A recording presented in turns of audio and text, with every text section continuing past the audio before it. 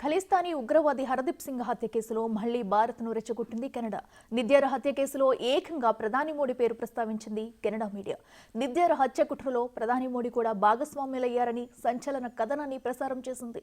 అయితే కెనడా పాల్పడిన కవ్వింపు చర్యలపై భారత్ సీరియస్ అయింది. ఆ కథనాలను తీవ్రంగా ఖండించింది.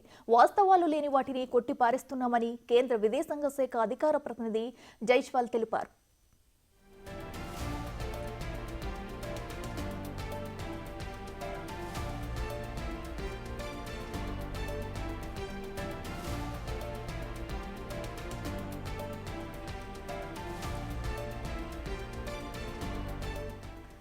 కెనడాకు చెందినది గ్లోబ్ అండ్ మెయిల్ మీడియా ఈ కథనాన్ని ప్రచురితం చేసింది. ఈ హత్యకు కుట్రలో భారత జాతీయ భద్రతా సలహాదారు, విదేశాంగ శాఖ మంత్రిత్వ శాఖ కూడా భాగమైనట్లు తమకు తెలిసిందని కెనడా సీనియర్ జాతీయ భద్రతా అధికారి ఒకరు చెప్పినట్లు ఆ కథనం తెలిపింది.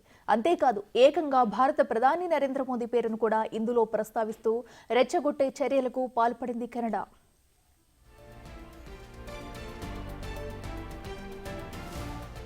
ఇదివరకే ఖలిస్తానీ అనుకూలవాది నిజ్జర్ హత్య వెనుక భారత ప్రభుత్వ ఏజెంట్ల హస్తం ఉందంటూ కెనడా ప్రధాని జస్టిన్ ట్రూడో గత ఏడాది చేసిన వ్యాఖ్యలు అప్పుడు ప్రకంపనలు లేపాయి.